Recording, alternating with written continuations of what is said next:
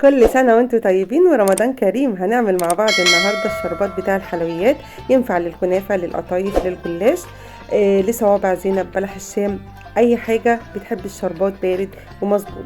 تمام، هنعمله بمقادير مظبوطة جدا جدا، ومن كيلو سكر واحد، ونقدر نستخدم كمان سكر التموين، مفيش اي مشكلة. انا هنا مستخدمة سكر التموين. يلا بينا ندخل ونشوف هنعمله ازاي.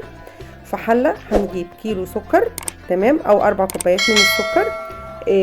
انا عايرت بالكوبايه المعياريه، وكمان هنحط عليهم 2.5 كوبايات من الميه، وكمان معانا عصير ليمونيه واحده. تمام، هنعملها ونصفيها من اي شوائب، يعني هنعصر الليمونه ونخلي ما فيهاش لا التفل بتاع الليمون ولا البذر. هنحط الكلام ده كله على بعضه، ومعاهم ربع كوبايه من عسل الجلوكوز. ومش هنلمس الشربات بتاعنا نهائيا، هنزل العسل الجلوكوز من غير ما المس الميه بتاعه الشربات، وهضيف عصير ليمونه معايا. تمام، هاخد بقى الكلام ده كله وهحطه على نار متوسطه. انا كده ضفت عصير الليمون بالشكل ده، يبقى انا حطيت الميه والسكر والعسل الجلوكوز، وهحطه على نار متوسطه ومش هلمسه، ويقعد يغلي لمده ربع ساعه وخلاص.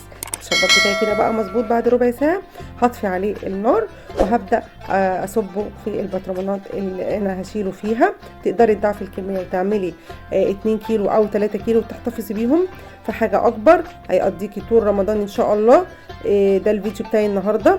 شايفين القوام بتاع الشربات، ولسه كمان لما الشربات بتاعي يبرد هيتقل معايا شويه، وكمان قوامه هيبقى حلو جدا، ونستخدمه في الحلويات طول شهر رمضان. طبعا الشربات دوت مش للبسبوسه، علشان البسبوسه بتحب الشربات خفيف شويه وبتحبه كمان سخن.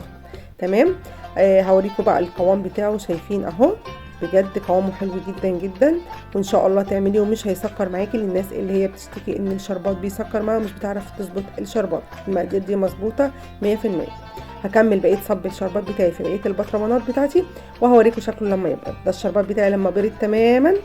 تمام، هبدا بقى اشيله واغطي الشربات بتاعي، واغطي البطرمانات بتاعتي، واحطها واحتفظ بيها، واقدر استخدمها طول شهر رمضان. اتمنى يا رب الحلقه بتاعتي النهارده تكون عجبتكم. لو عجبك الفيديو، عجبتك الوصفه، ما تنسيش تعملي لايك وشير للفيديو. والسلام عليكم ورحمه الله وبركاته.